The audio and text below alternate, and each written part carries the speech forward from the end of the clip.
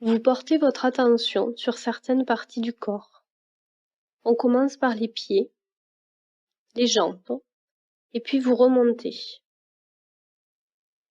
L'important est que vous maîtrisiez parfaitement cette concentration, cette vigilance portée à certaines parties du corps, parce que ça va vous servir plus tard en approfondissant cette évolution d'exercice. Vous remontez le long des jambes jusqu'aux hanches, fessiers, et vous passez aux mains, aux avant-bras et aux bras.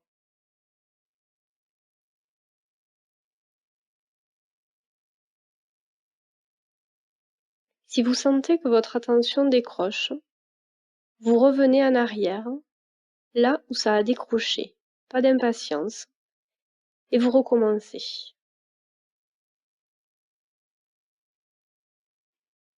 Donc, les avant-bras, les bras, les épaules. Puis, à partir du ras du cou, le long du dos, vous descendez le long de la colonne vertébrale. Le triangle des omoplates, qui est une grosse masse musculaire qui est souvent tendue dans nos sociétés.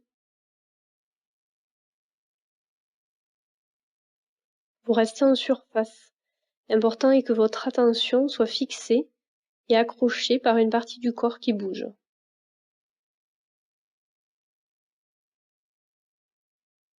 Vous continuez le long de la colonne vertébrale, jusqu'à la ceinture et à la jonction aux fessiers. Côté thorax maintenant, vous partez aussi du ras du cou. Vous descendez le long de la poitrine, du thorax, puis l'abdomen. Grande masse viscérale sur laquelle on s'arrêtera plus tard dans des exercices spécifiques. La ceinture pubienne et tout le triangle des hanches.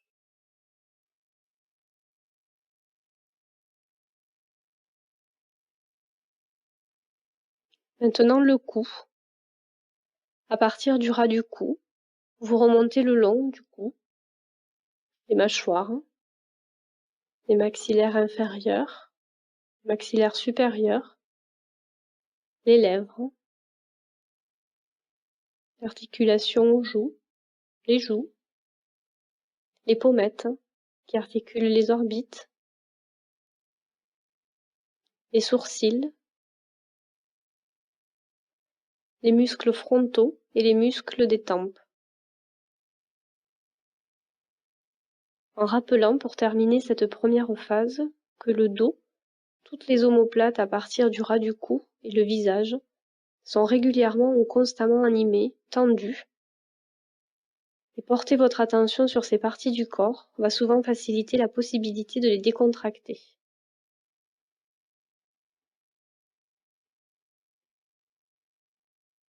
Maintenant, vous revenez d'une manière un peu plus distante, comme si vous survoliez votre corps sur l'ensemble du corps, tout en gardant contact avec vos perceptions et sensations qui vous viennent de ce corps. Et déjà petit à petit, vous devriez sentir une sorte d'apaisement, voire d'affaissement même, comme si l'effet de la pesanteur se faisait plus perceptible.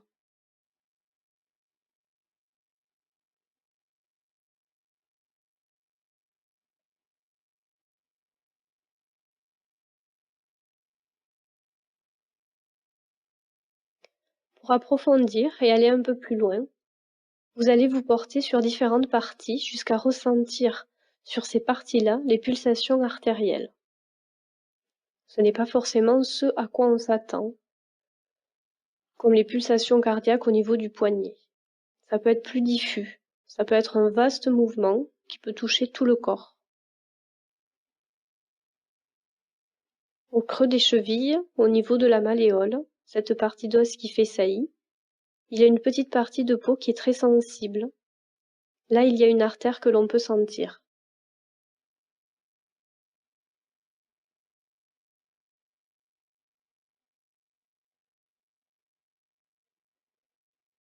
On remonte l'intérieur de la cuisse, dans la partie médiane de la cuisse, là où passe la fémorale. Puis au niveau du plexus, du ras du cou. Cette partie creuse qui nous permet de toucher la trachée.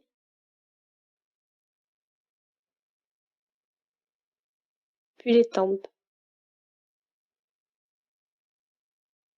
Quelque chose que l'on sent très bien lorsqu'on a mal au crâne, parce qu'il y a souvent une hypertension.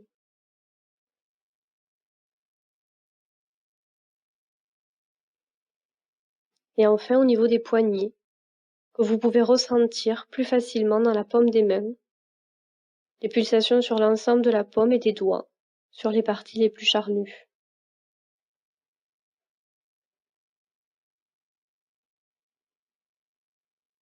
Petit temps de silence, de repos, pour rythmer les différentes phases.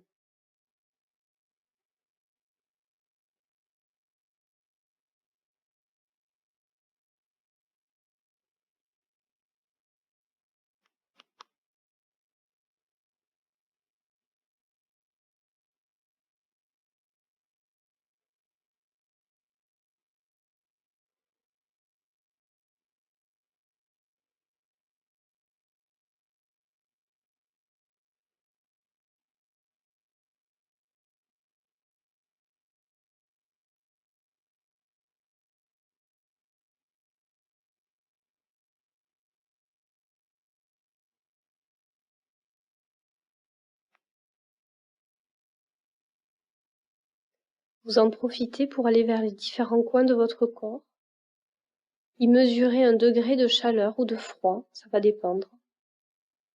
Vous accordez votre attention sur différentes zones qui peuvent être morcelées, très différenciées, certaines froides, d'autres chaudes, et on verra à la fin de l'exercice comment ça a bougé, comment ça a pu évoluer.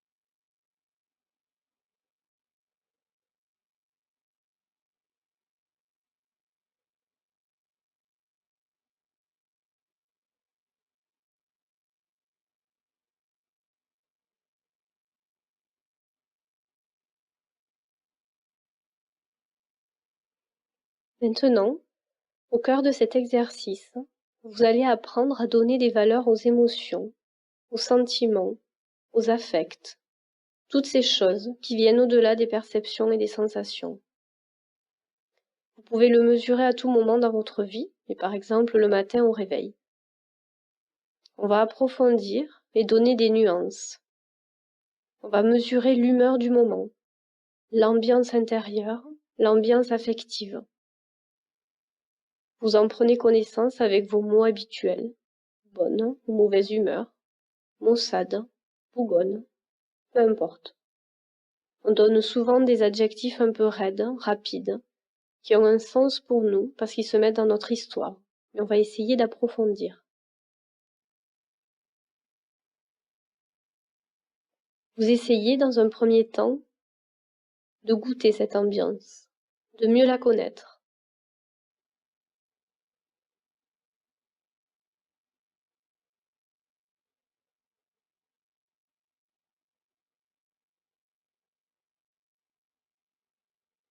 Puis, si cette ambiance avait une couleur ou une forme, quelle serait cette couleur?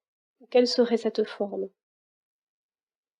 On va commencer comme ça, par amplifier à l'aide de métaphores. Et vous pouvez laisser venir toute la gamme des couleurs qui vont apparaître.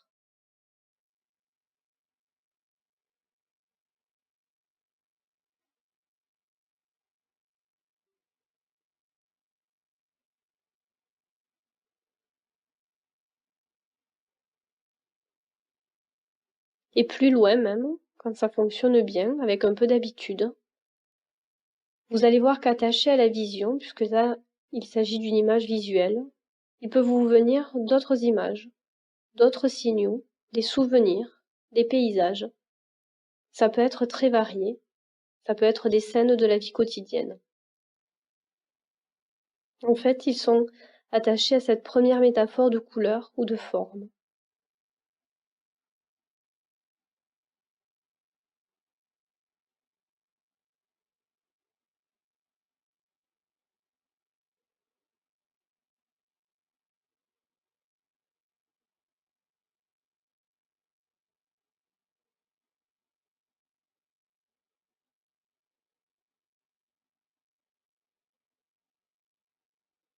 Maintenant, si cette humeur avait une saveur, quelle serait cette saveur?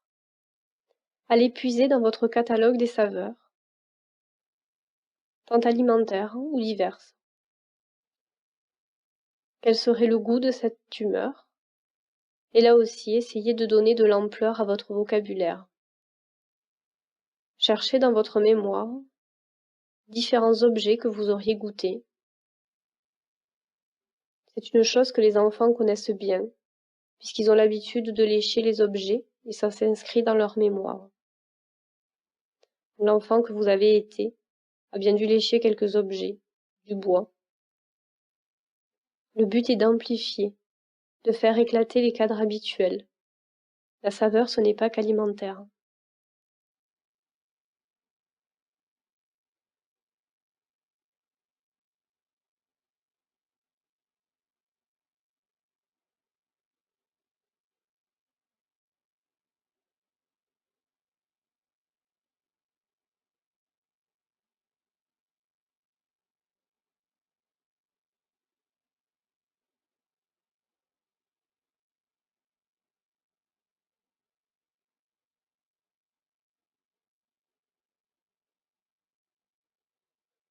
Maintenant, si cette humeur avait un toucher, quelle serait la valeur de ce toucher?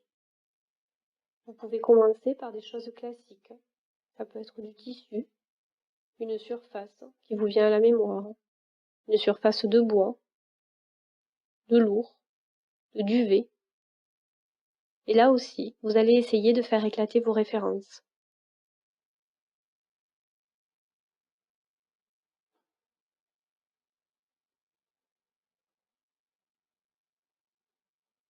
D'une manière privilégiée, il se peut que sur ce registre des 5 sens, il se peut qu'il y ait un sens qui privilégie la venue, le surgissement d'autres images. Des images qui vont amplifier des souvenirs, des scènes.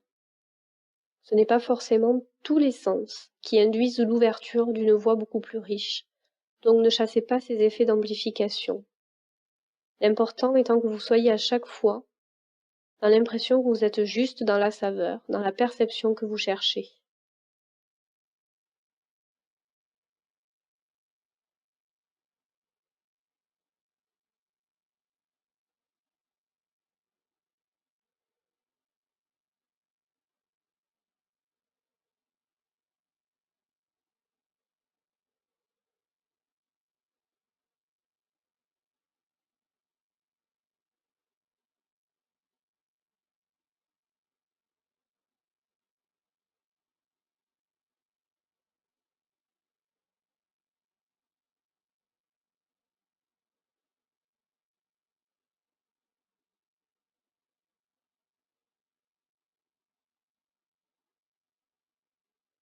Maintenant, si c'était un son, quel serait ce son? Ça peut être un bruit, une percussion.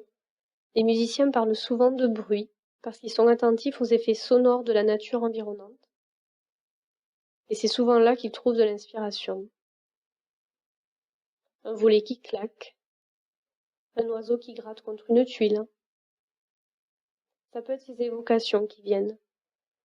Ça peut être quelque chose de tout simple en fait.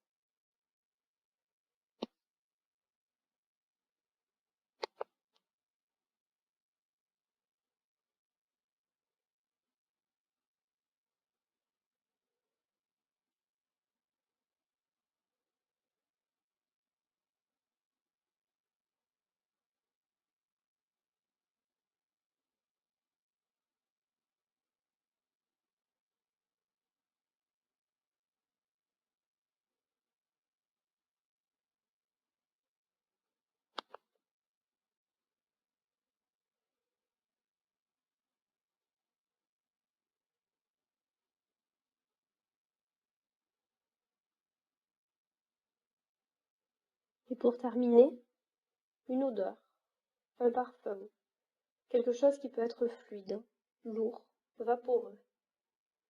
Commencez par chercher dans les adjectifs qui vont amplifier, qui vont donner un peu plus de nuances que le premier effet, et par effet de cascade, ça peut s'amplifier beaucoup plus loin.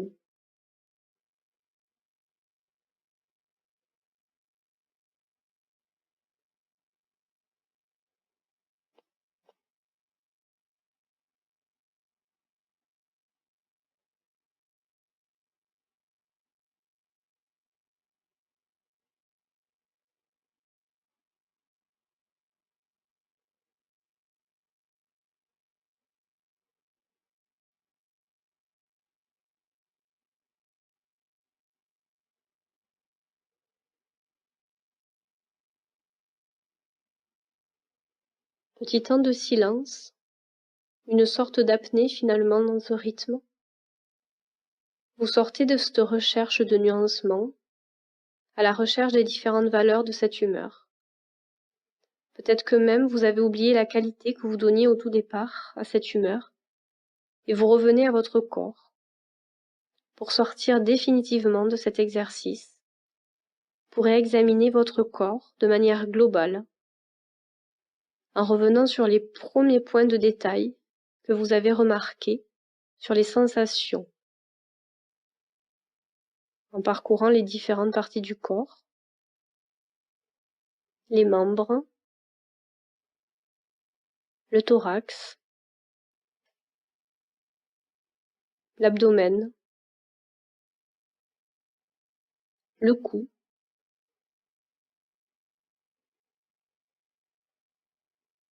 puis aussi les effets de chaleur, de froid, des différentes parties du corps.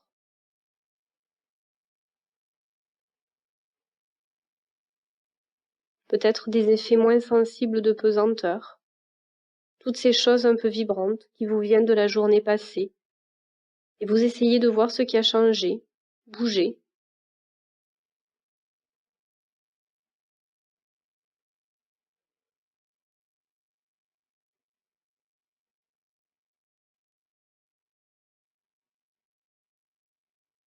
Et petit à petit, vous reprenez contact avec l'ambiance extérieure. Vous sortez de cet état de concentration, d'attention portée à votre corps, et vous revenez dans la pièce lentement. Pas de précipitation, toujours dans la lenteur.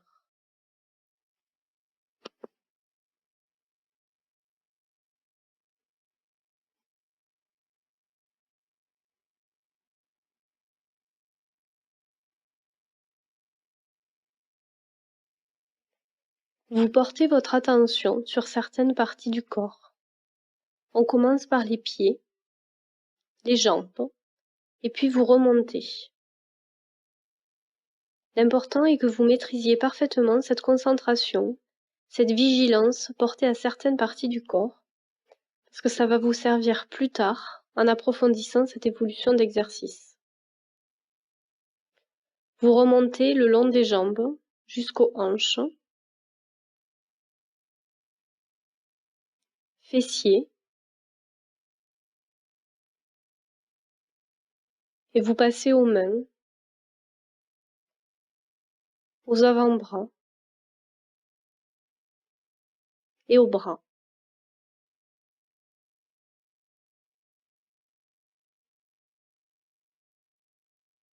Si vous sentez que votre attention décroche, vous revenez en arrière, là où ça a décroché, pas d'impatience, et vous recommencez.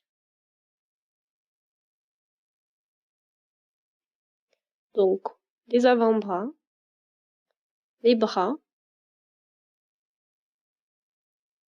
les épaules. Puis, à partir du ras du cou, le long du dos, vous descendez le long de la colonne vertébrale.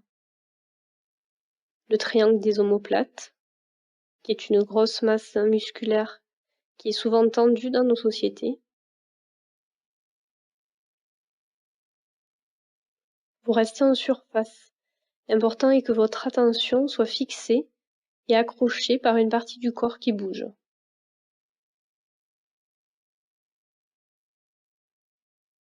Vous continuez le long de la colonne vertébrale, jusqu'à la ceinture et à la jonction aux fessiers. Côté thorax maintenant, vous partez aussi du ras du cou.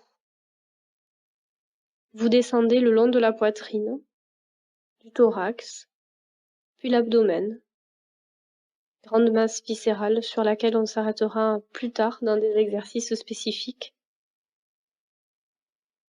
La ceinture pubienne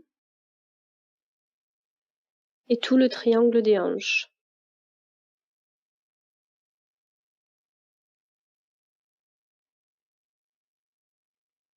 Maintenant le cou. À partir du ras du cou, vous remontez le long du cou, les mâchoires, les maxillaires inférieurs, maxillaires supérieurs, les lèvres, l'articulation aux joues, les pommettes qui articulent les orbites, les sourcils, les muscles frontaux et les muscles des tempes. En rappelant pour terminer cette première phase que le dos, toutes les omoplates à partir du ras du cou et le visage sont régulièrement ou constamment animées, tendues, et porter votre attention sur ces parties du corps va souvent faciliter la possibilité de les décontracter.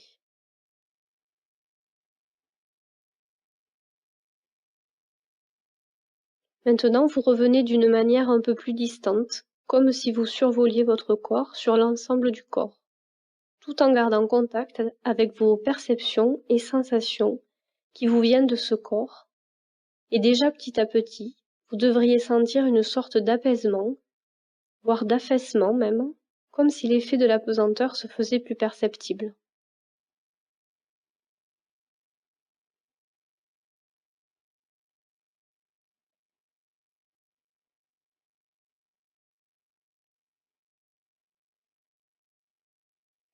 Pour approfondir et aller un peu plus loin, vous allez vous porter sur différentes parties jusqu'à ressentir sur ces parties-là les pulsations artérielles.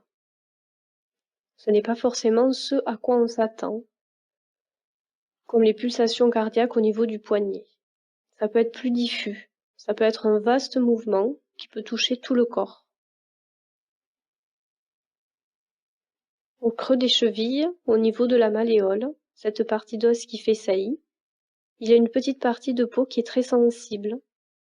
Là, il y a une artère que l'on peut sentir.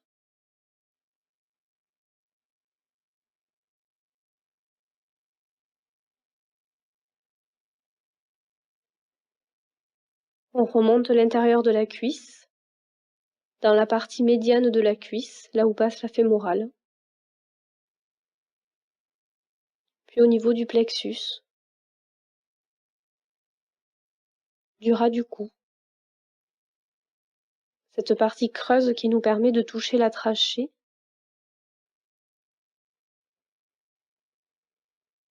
puis les tempes. Quelque chose que l'on sent très bien lorsqu'on a mal au crâne, parce qu'il y a souvent une hypertension.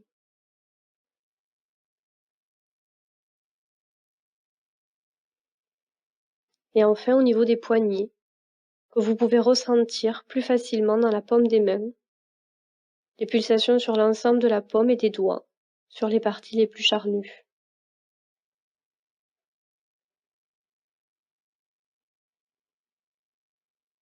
Petit temps de silence, de repos, pour rythmer les différentes phases.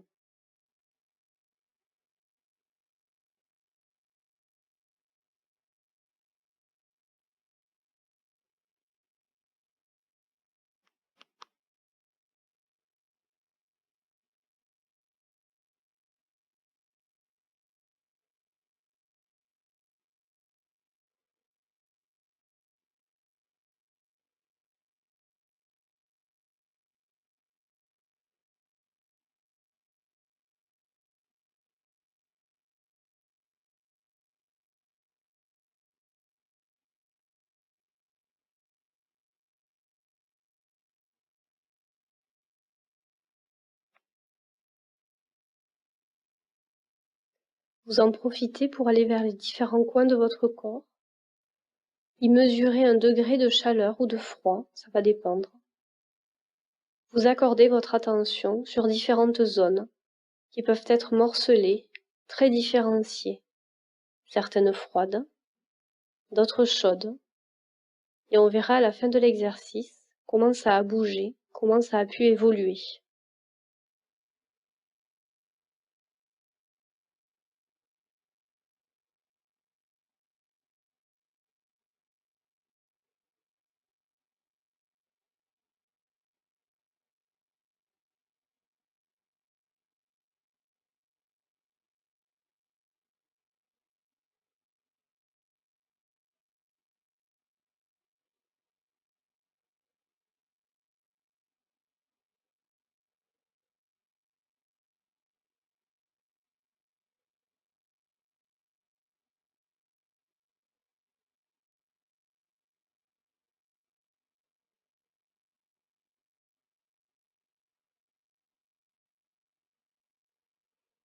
Maintenant, au cœur de cet exercice, vous allez apprendre à donner des valeurs aux émotions, aux sentiments, aux affects, toutes ces choses qui viennent au-delà des perceptions et des sensations.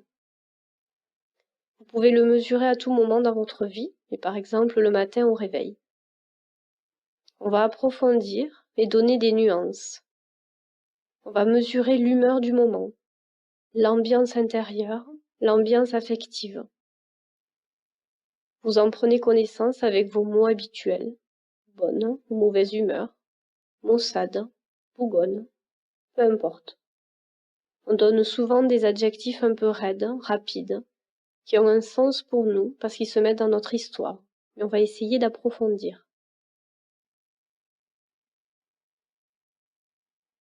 Vous essayez dans un premier temps de goûter cette ambiance, de mieux la connaître.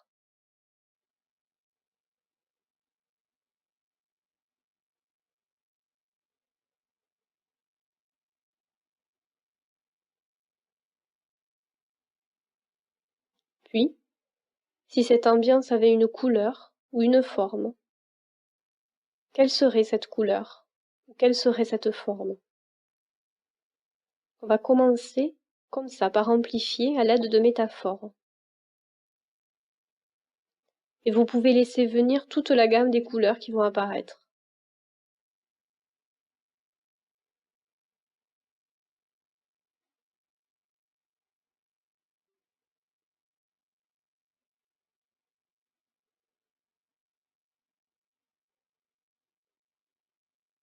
Et plus loin même, quand ça fonctionne bien, avec un peu d'habitude, vous allez voir qu'attaché à la vision, puisque là, il s'agit d'une image visuelle, il peut vous venir d'autres images, d'autres signaux, des souvenirs, des paysages. Ça peut être très varié, ça peut être des scènes de la vie quotidienne. En fait, ils sont attachés à cette première métaphore de couleur ou de forme.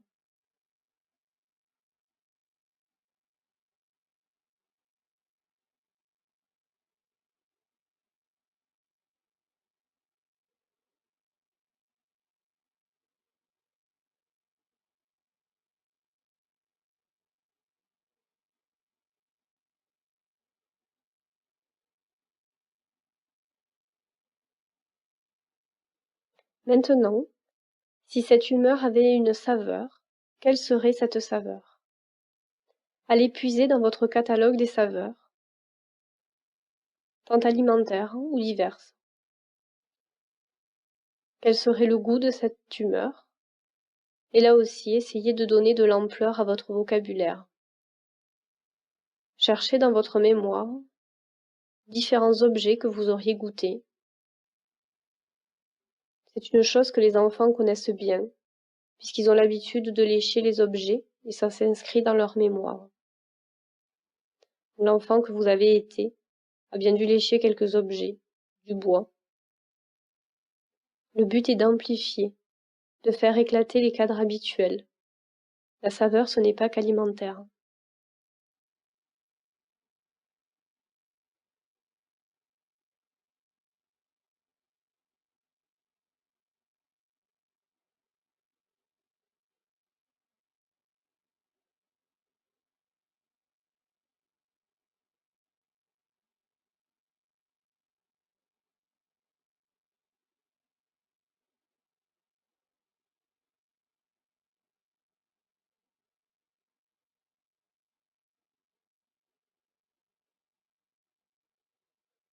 Maintenant, si cette humeur avait un toucher, quelle serait la valeur de ce toucher?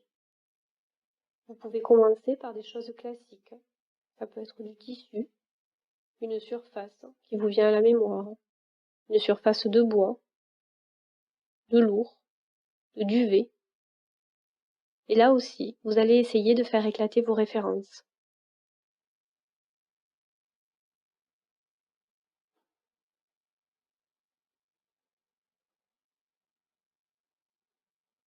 D'une manière privilégiée, il se peut que sur ce registre des 5 sens, il se peut qu'il y ait un sens qui privilégie la venue, le surgissement d'autres images.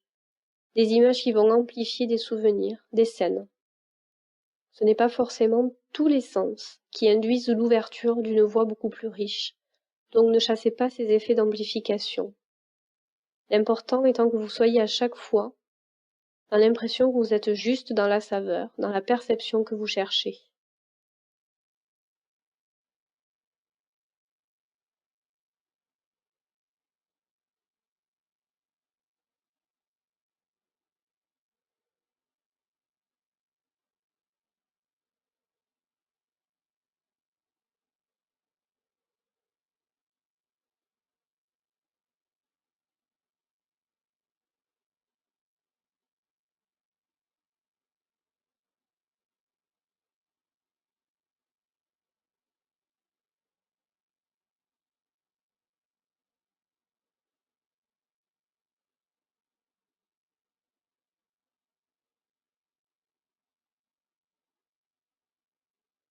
Maintenant, si c'était un son, quel serait ce son?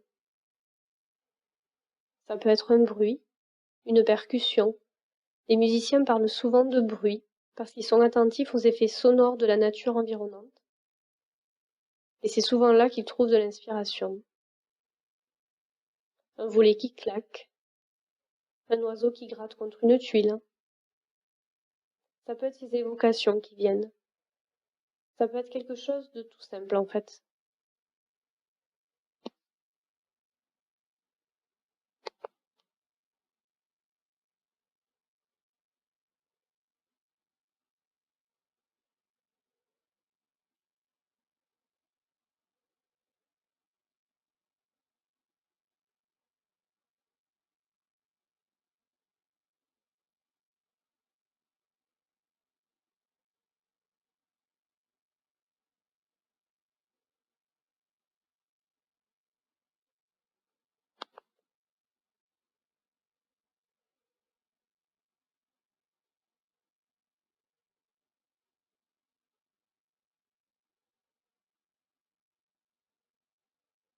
Et pour terminer, une odeur, un parfum, quelque chose qui peut être fluide, lourd, vaporeux. Commencez par chercher dans les adjectifs qui vont amplifier, qui vont donner un peu plus de nuances que le premier effet, et par effet de cascade, ça peut s'amplifier beaucoup plus loin.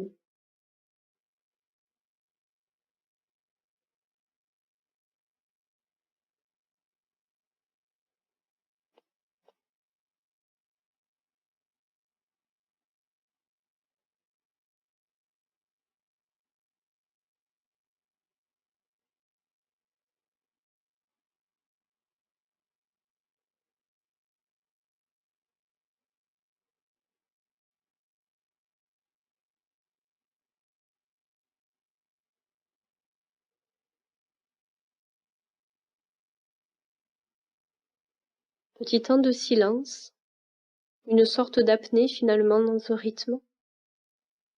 Vous sortez de cette recherche de nuancement, à la recherche des différentes valeurs de cette humeur. Peut-être que même vous avez oublié la qualité que vous donniez au tout départ à cette humeur, et vous revenez à votre corps pour sortir définitivement de cet exercice, pour réexaminer votre corps de manière globale, en revenant sur les premiers points de détail que vous avez remarqués, sur les sensations, en parcourant les différentes parties du corps, les membres, le thorax, l'abdomen, le cou,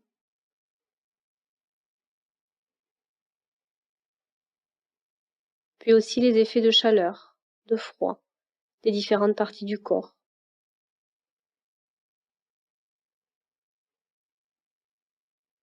Peut-être des effets moins sensibles de pesanteur. Toutes ces choses un peu vibrantes qui vous viennent de la journée passée. Et vous essayez de voir ce qui a changé, bougé.